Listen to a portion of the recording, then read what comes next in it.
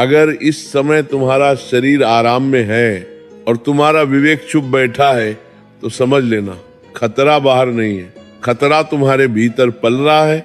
समस्या ये नहीं कि तुम थके हुए हो, समस्या ये है कि तुम आदत के गुलाम बन चुके हो।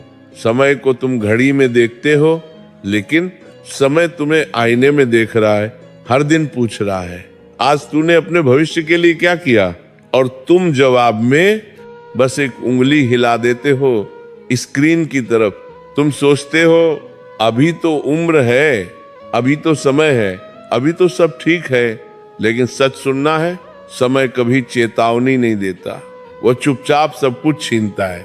शरीर की ताकत, आंखों की चमक और माँ बाप की उम्मीद। जिस पिता के हाथ खुरदरे हो चुके हैं वह तुम्हारे लिए नहीं तुम्हारे सपनों के लिए घिसे हैं।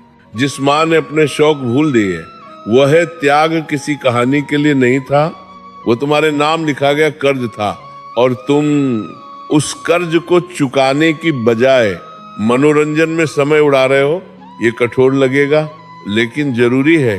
दुनिया तुम्हारी हालत नहीं पूछेगी, दुनिया सिर्फ नतीजा देखेगी। यहाँ कोई ये नहीं पूछेगा कि तुम थके थे या टूटे थे, यहाँ सिर्फ ये पूछा जाएगा तुमने किया क्या। भीड़ में खड़े रहने वालों को इतिहास याद नहीं रखता, इतिहास उन्हें याद रखता है जो तब खड़े रहे जब बैठना आसान था। और हाँ, दूसरे भी वही सब झेलते हैं जो तुम झेल रहे हो। मन का भागना, आंखों का भारी होना, मोबाइल की लत, आराम का लालच, फर्क सिर्फ इतना है कुछ लोग इन सब के बावजूद बैठते हैं और कुछ लोग इन्हीं के बहाने बनाते हैं। तुम्हें लगता है कि जो आगे निकल गया उसके पास कोई जादू था? नहीं, उसने बस एक काम किया। जब मन ने कहा छोड़ दे, उसने कहा नहीं, हर दिन नहीं, हर घंटा नहीं, लेकिन उस एक क्षण में उसने हार नहीं मानी जहां ज्यादातर लोग मान जाते हैं। याद रखो, जिंदगी अचानक नहीं बदलती, जिंदगी उस दिन बदलती है जिस दिन तुम खुद से झूठ बोलना बंद करते हो, जिस दिन तुम ये स्वीकार कर लेते हो कि समस्या किताब नहीं है, समस्या तुम्हारा अनुशासन है। तुम्हें महान बनने की जरूरत नहीं, तुम्हें बस लगातार ईमानदार बनना है। और ये रास्ता तालियों से नहीं शुरू होता, ये रास्ता खामोशी से शुरू होता है। जहां कोई देख नहीं रहा, जहां कोई शाबाशी नहीं दे रहा, जहां सिर्फ तुम हो और तुम्हारा निर्णय। यही वह बिंदु है जहां से आगे की कहानी बनती है। और यहीं से तुम्हें खुद से एक सवाल पूछना पड़ेगा, क्या मैं अपने भविष्य के साथ ईमानदार हूं? और अब जरा ठहरो, सिर्फ शरीर से नहीं, मन से ठहरो, क्योंकि यहाँ से बात डांट की नहीं रही, यहाँ से बात निर्णय की है। अब ये मत कहो कि मुझसे नहीं होता, ये वाक्य बहुत चालाक है, ये मेहनत से बचने का सभ्य बहाना है। सच ये है कि तुम्हें करना आता है, लेकिन तुम असुविधा से डरते हो। पढ़ाई कठिन नहीं होती, कठिन होता है। एक ही जगह बैठे रहना जब मन भागना चाहता है कठिन होता है। फोन को सामने पड़ा देखकर भी उसे न उठाना कठिन होता है। रात को जब सब सो जाएं, तब अकेले किताब के साथ बैठना, और जो इन कठिन क्षणों में खुद को नहीं छोड़ता वही आगे चलकर दुनिया को हैरान करता है। समझो इस बात को, जिस दिन तुमने अपने मन से ये कहना सीख लिया कि भागने का रास्ता खुला है पर मैं नहीं भागूंगा, उसी दिन से तुम साधारण नहीं रहते। अधिकांश लोग अपनी असफलता का दोष परिस्थितियों पर डालते हैं। कोई कहता है घर का माहौल ठीक नहीं, कोई कहता है पैसे की दिक्कत है, कोई कहता है दिमाग तेज नहीं है। लेकिन सच ये है कि इन सबसे कठिन हालात में भी लोग निकले हैं, और निकले हैं इसलिए क्योंकि उन्होंने अपने भीतर का अनुशासन नहीं छोड़ा। अनुशासन का अर्थ ये नहीं कि तुम दिन रात पढ़ते रहो, अनुशासन का अर्थ है मन जो कहे उसका हाँ, आदेश न मानना। मन कहे थोड़ा आराम कर ले और तुम कहो काम पूरा करके, मन कहे कल कर लेंगे और तुम कहो। आज मन कहे कोई नहीं देख रहा, और तुम कहो मेरा विवेक देख रहा है।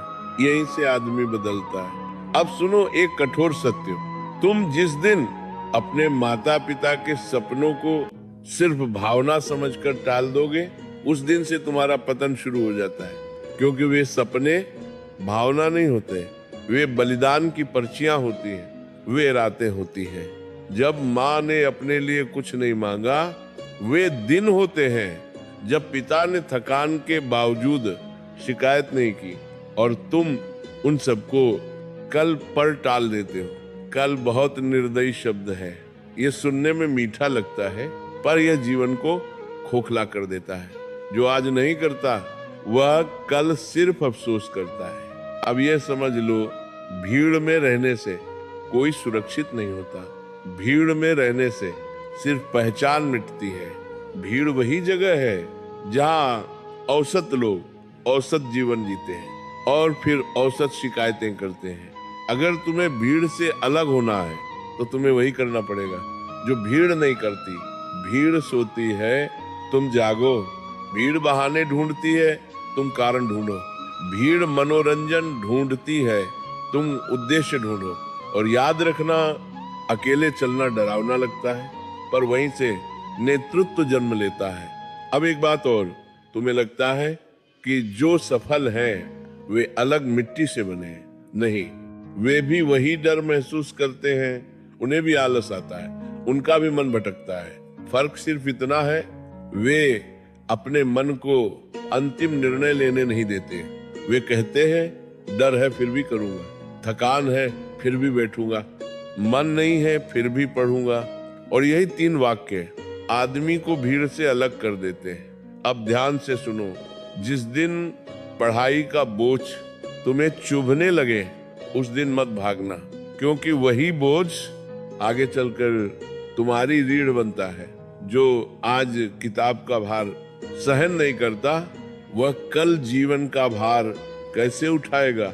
और ये मत सोचो कि कोई तुम्हें बचाने आएगा। इस दुनिया में कोई भी किसी की जगह मेहनत नहीं करता, न गुरु, न माता पिता, न भाग्य। सहारा सिर्फ एक है, तुम्हारा रोज का निर्णय, हर दिन का छोटा निर्णय। आज फोन उठाऊं या नहीं, आज बैठूं या नहीं, आज टालूं या नहीं। इन्हीं छोटे निर्णयों से बड़ा जीवन बनता है। अब यहाँ रुककर अपने आप से एक सवाल पूछो, अगर यही आदतें अगले 5 साल रहीं तो मैं कहाँ खड़ा रहूंगा? और अगर आज से मैंने खुद को बदलना शुरू किया तो मैं कहाँ पहुंच सकता हूँ? इस प्रश्न से मत भागो, क्योंकि जो इस प्रश्न से भागता है वह जीवन भर अपनी ही छाया से भागता रहता है। अब मन को तैयार रखो, क्योंकि यहाँ से बात और गहरी होगी। यहाँ से तुम्हारा सामना तुम्हारे ही भीतर बैठे सबसे बड़े शत्रु से होगा, आदत से। अब यहाँ आकर बात बदल जाती है। अब यह प्रश्न नहीं है कि तुम पढ़ोगे या नहीं, अब प्रश्न यह है तुम किस मन से पढ़ोगे। क्योंकि पढ़ना तो बहुतों ने शुरू किया है, पर टिके वही जिन्होंने अपने मन को समझ लिया। मन कोई शत्रु नहीं है, पर मन को खुला छोड़ दिया जाए तो वही तुम्हें डुबो देता है। इसीलिए संत कहते हैं मन को दबाओ मत, मन को संस्कार दो। आज तुम अपने मन से लड़ते हो, कल वही मन तुम्हारी ढाल बनेगा। अब समझो यह रहस्य, जब तुम रोज पढ़ने बैठते हो और रोज उठ जाते हो तो समस्या पढ़ाई नहीं होती। समस्या ये होती है कि मन को ये आदत लग जाती है कि थोड़ा सा हो फिर भागो, और मन वही करता है जिसकी उसे आदत पड़ जाए।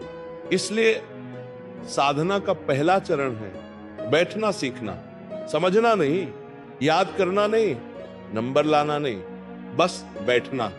जब मन कहे अब बहुत हो गया और तुम फिर भी बैठे रहो, यही साधना शुरू होती है। ये क्षण कोई नहीं देखता, न माता पिता, न गुरु, न दुनिया, पर यही क्षण ईश्वर देखते हैं। क्योंकि यहीं से मनुष्य भीतर से बदलता है। अब सुनो, जो व्यक्ति हर दिन अपने मन को थोड़ा थोड़ा जीत लेता है, वह एक दिन परिस्थितियों को भी जीत लेता है। लेकिन जो मन के आगे हर दिन हार जाता है, वह चाहे कितना भी पढ़ ले, भीतर से खोखला रह जाता है। अब एक और सत्य, तुम्हें लगता है कि तुम्हें प्रेरणा चाहिए, नहीं, प्रेरणा क्षणिक होती है। आज जोश, कल शून्य। तुम्हें चाहिए नियम कठोर नहीं होता, नियम सुरक्षा देता है।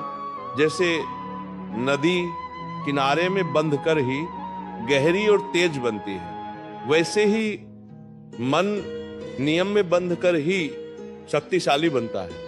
इसलिए अपने जीवन में 3 नियम तय करो। पहला, जो समय पढ़ाई का है वह किसी और का नहीं। दूसरा, मन लगे या ना लगे बैठना अनिवार्य है। तीसरा, आज का काम आज ही होगा, बस इतना। कोई महान प्रण नहीं, कोई कठिन व्रत नहीं, पर जो इन 3 नियमों को 6 महीने निभा ले, वह खुद को पहचानना बंद कर देता है। अब बात आती है थकान की। थकान आएगी, मन भारी होगा, कभी कभी आंखें भीगेंगी, पर याद रखना, थकान कमजोरी का संकेत नहीं है, थकान परिवर्तन का संकेत है। जो बदल रहा होता है वही थकता है, जो जड़ है वह कभी नहीं थकता। अब एक और बात जो बहुत कम लोग समझते हैं, हर दिन तुम्हें बहुत अच्छा नहीं पढ़ना है, हर दिन तुम्हें बस ईमानदारी से बैठना है। कुछ दिन ऐसे होंगे जब लगेगा आज कुछ नहीं हुआ, पर वही दिन अंदर नींव डालते। इमारत बनने से पहले नींव दिखाई नहीं देती, पर उसी पर पूरा भवन टिकता है। अब माता पिता की बात, उनसे वादा मत करो, उनसे बहस मत करो, उनसे सफाई मत दो, बस चुपचाप अपने कर्म से उत्तर देना सीखो। क्योंकि जिस दिन तुम्हारा बदलता हुआ व्यवहार वे देखेंगे, उस दिन उन्हें किसी शब्द की आवश्यकता नहीं पड़ेगी। अब अंतिम और सबसे गहरी बात, तुम्हारा भविष्य किसी एक दिन से नहीं बनेगा, वह बनेगा उन दिनों से जब कोई देख नहीं रहा था, उन रातों से जब तुम्हें छोड़ देने का मन हुआ और तुम नहीं छोड़े, उन सुबहों से जब नींद भारी थी और तुम उठ गए। उसी संग्रह से जीवन बनता है।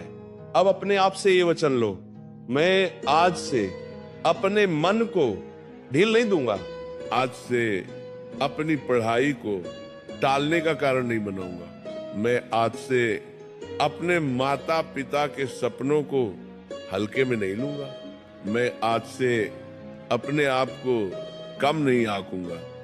दूर ये, और अगर कभी डगमगाऊंगा भी तो रुकूंगा, पर पीछे नहीं हटूंगा। यही साधना है, यही धर्म है, यही शिक्षा है। अब यहाँ कोई तालियां नहीं है, नहीं मत्ताग्रावी होगा, नहीं मत्ताग्रावी होगा, कोई शोर नहीं है, बस एक मौन है। और इसी मौन में अगर तुमने अपने भीतर हाँ कह दी तो समझ लेना मार्ग खुल चुका है। अब जाओ, शब्दों को मत ढो, निर्णय को ढो, यही पर्याप्त है।